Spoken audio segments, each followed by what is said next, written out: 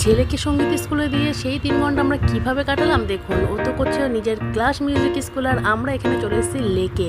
হ্যাঁ, ঠিক ধরেছে, রবীন্দ্র সরোবর লেকে। এখানে এসে আমরা যা সুন্দর একটা সময় কাটালাম তা আর বলার কথা নয়।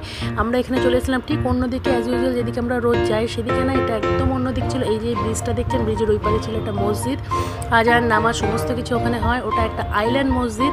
তো অপূর্ব জায়গা। আমি আজকে ফার্স্ট টাইম গেছি লেকে, তো বহুবার গেছি কিন্তু এই সাইডটাতে প্রথমবার গেছি। এই দিকে দেখুন ছোটো ছোটো হাঁসগুলো এখানে চড়ে বেড়াচ্ছে, বেশ অপূর্ব লাগে না দেখতে। আমি তো ছোটোবেলায় যখন আমার গ্রামের বাড়িতে যেতাম বা থাকতাম ওখানে, তখন গিয়ে দেখতাম যে হাঁসরা এভাবে জলের মধ্যে চড়ে বেড়াচ্ছে। তো একটু অবাক লাগতো যে কীভাবে ওরা চড়ছে, মুরগি চড়তে পারছে না কিন্তু হাঁস কেন চড়ছে। তো যাই হোক, ছোটোবেলার ছোটো ছোটো মানুষের মনে অনেক অনেক অনেক প্রশ্ন থাকে।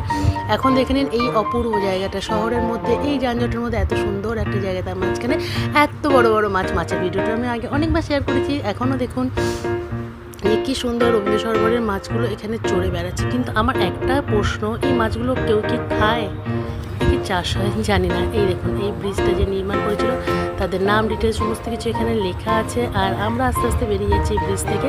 চারিদিকে দেখুন পানা জমে আছে, জল আছে, আর অপূর্ব একটা পরিবেশ। হয়ে গেছে আমাদের ঘোরা, টাইম চলে এসছে। বাবুকে নিয়ে আবার আমাদের গতানুগতিক ডেইলি জীবন শুরু হয়ে যাবে। এখন মতন টাটা বাই বাই, নেক্সট ভিডিওর জন্য ওয়েট করুন।